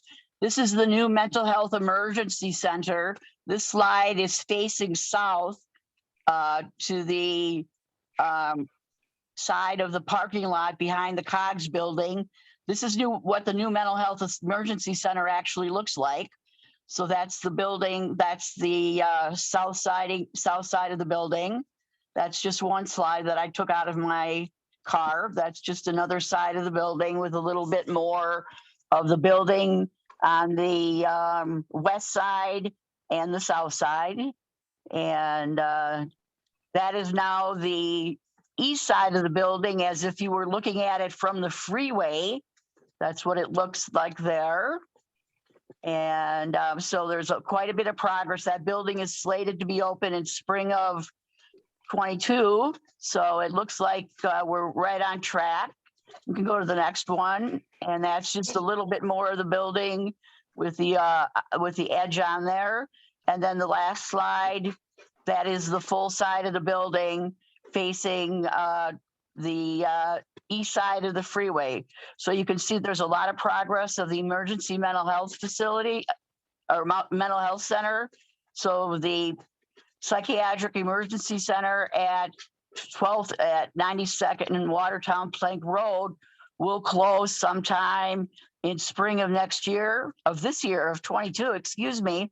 And that'll be the new emergency mental health center that will be, the day-to-day operations will be run by Advocate Aurora Hospital. So we've been talking about that for a couple of years, and that's now what it looks like.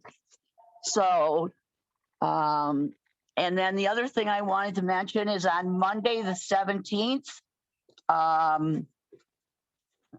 telephone ringing here somewhere.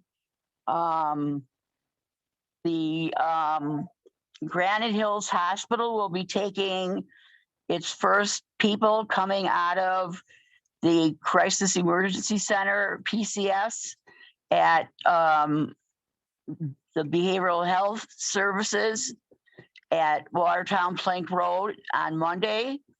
And so they'll be taking several people from that facility each day and building up their population at Granite Hills. They still are looking for some management nursing staff. If you know anybody that's interested, you can contact Granite Hills and Jennifer Bergenson. I was there the other day, just stopped in to get some information and see how things were going. And then the third item is on the 27th.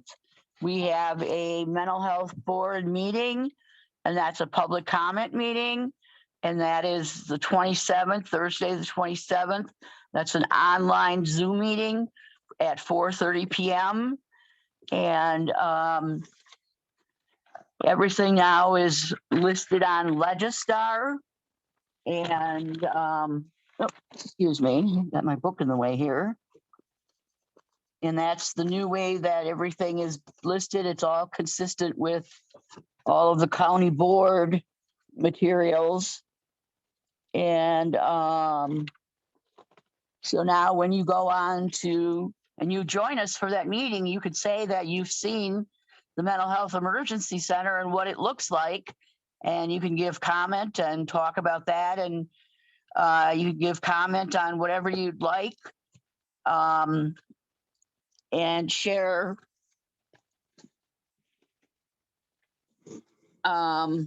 what's up and coming through the Behavioral Health Division. It won't be long before we'll be talking about the budget. In actually May, we start talking about the budget. So that'll be happening quickly. Does anybody have any questions about anything that I've just spoken about? I really would like to hear what other people have to say. Any comments about the building, or that Granite Hills will be taking patients starting, or customers starting on Monday?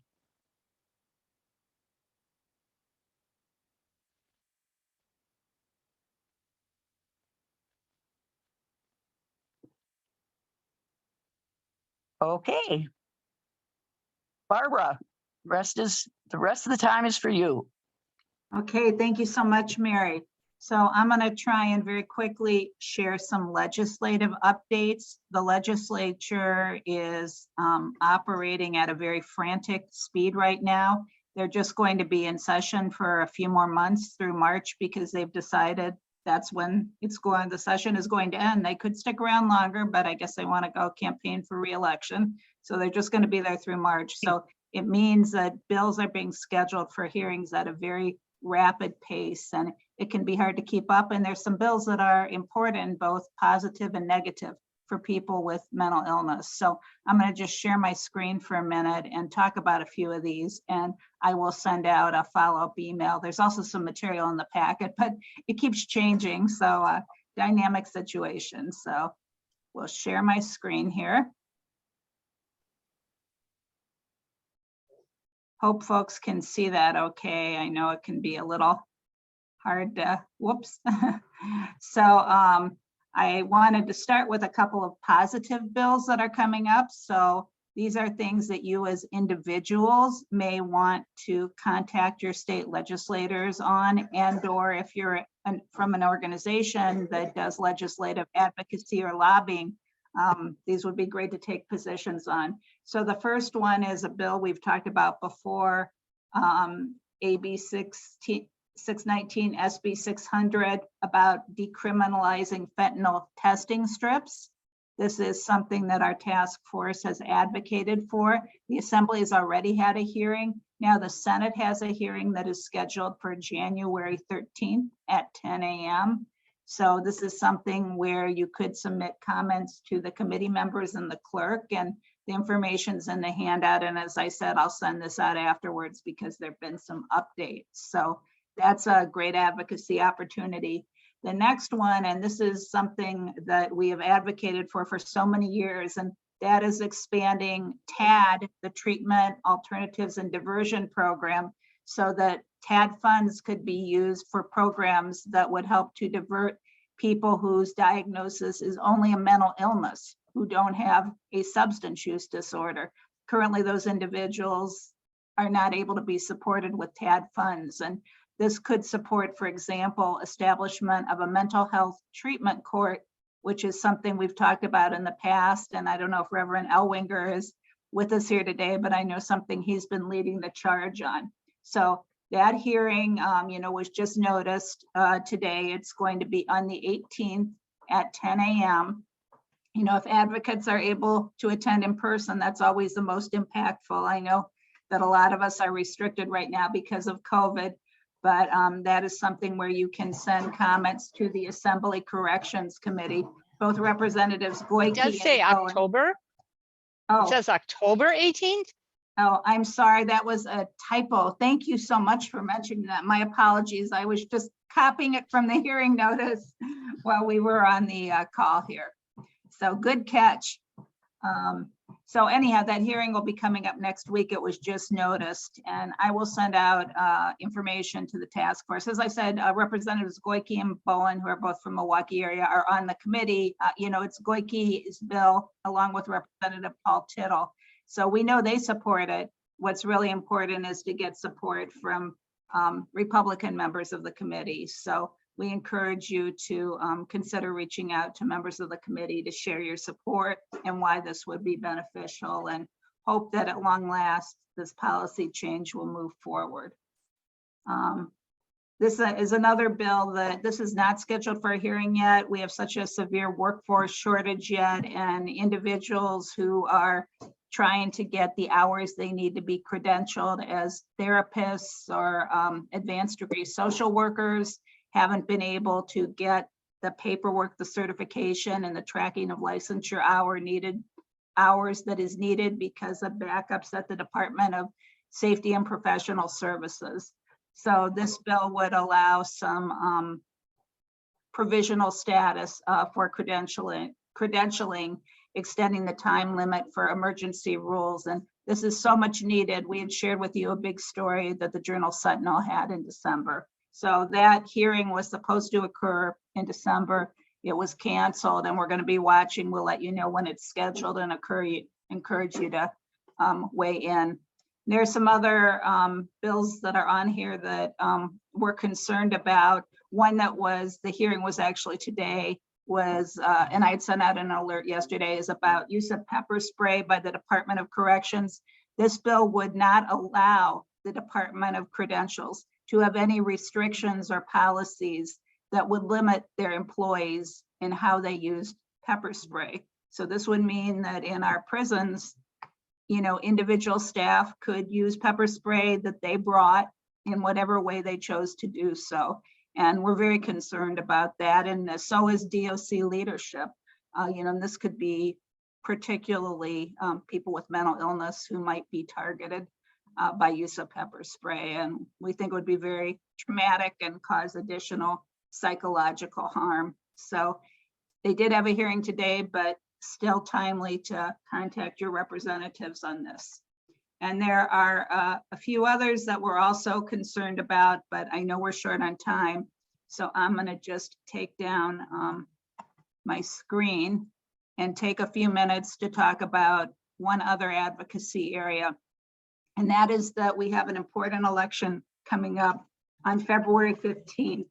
I had the chance to participate in a great meeting today with some of our partners and coalition members, community advocates, Milwaukee Turners, and Micah, and we're talking about doing a mayoral candidate forum.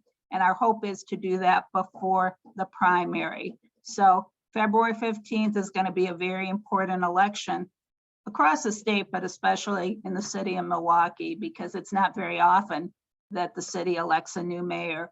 So please stay tuned. We're going to be asking for your help to get the word out about the candidate forum once things are approved. And if you have suggestions for questions that we should be asking the candidates, you're welcome to email me. There'll also be an opportunity on the registration form to indicate that. And finally, I just wanted to let you know this is on your agenda as well, but we've got some great resources for you related to the spring election. The Disability Vote Coalition, which DRW and the Board for People with Developmental Disabilities coordinate, has a lot of information, including free postcards and posters that you can distribute to clients and community members. We have a Make Your Plan to Vote fact sheet.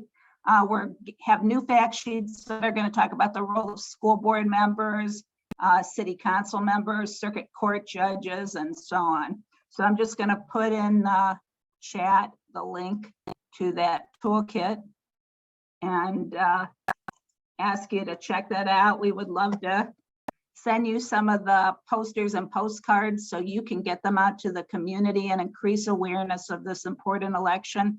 And a lot of the things you can print out. So if you are serving people in a residential setting, for example, print out our Make Your Plan to Vote and have copies, you know, on the bulletin board or put them in the mailboxes and let people know that their vote is important. If people are experiencing barriers, we hope you'll have them give us a call.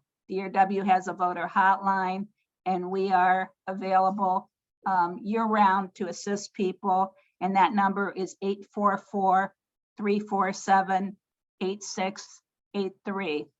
One of the things we're doing right now is we're partnering with the League of Women Voters and Department of Corrections to offer training for all of the DOC community corrections staff.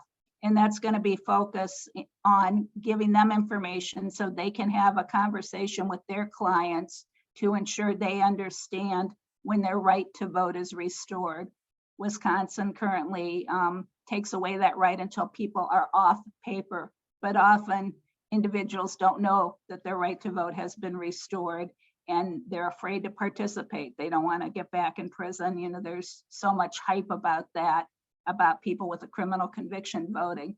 People who don't have a felony are able to vote, but often they are fearful as well. So we would love to share those materials with you. We have a new toolkit for people with criminal convictions that we're going to be sharing, and would welcome the chance to partner with any of your organizations to ensure that more people in our community are able to have their constitutional right to vote upheld and participate in the really important elections coming up. So sorry to talk so quickly, had a lot to cover. And if people do have any questions, I'm going to turn it back over to Christine now, but feel free to reach out to me directly or to put questions in the chat. Thank you, everyone. In the meeting materials, and I think in the chat, correct me if I'm wrong, Barbara, but we have the 2022 program planning survey. Please fill that out as our task force members. There's lots of questions about what you want the task force meetings to look like in 2022. And there's lots of questions about the content of subjects that you want covered during our meetings. Also, if you have any comments that you want to email to me, Mary Neubauer, or Barbara Beckert about the process of the meetings, please include that kind of information as well, because we want to make the content great as well as the process. I think, you know, one thing that's clear to me as the timekeeper is that we always tend to go in the service of giving you a breadth of information. Sometimes the depth suffers, and so we always end up going over time, and then poor Barbara and Mary, they have to speak very quickly at the end, and it's sad because I want to hear more about these confusing bills and policies. But anyway, so if you have any feedback, we'd love to hear it, and we really are here in service of you and want to do the best job we can. So sincerely want your opinions. Thank you. I think Mary's gonna do the save the date. Could you please do the save the date, because my computer died and I don't have an agenda in front of me. I sure can, Mary. So as Tom and Pete said, February 8th, the Forum on Mental Health in the Criminal Justice System Reform. And Mary mentioned this, but the Milwaukee County Mental Health Board, on January 27th, there's a mental health board meeting at 4:30 p.m. and it includes public comment. So we're all hoping to see us all there. Thank you, Barbara. And that's it. Hopefully you have a stay warm and see you next month. Thank you. Thank you. Thanks, everyone.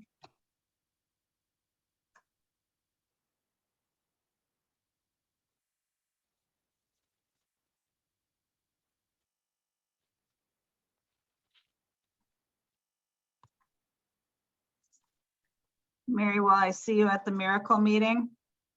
No, you won't. All right, well, have a good evening. Glad to see you now and good luck with your computer. Yeah, my computer that just died again. Oh, how frustrating. Ugh, Yeah. worst. All right, take care. Okay, bye. Christine, are you gone? She is. Okay, take care.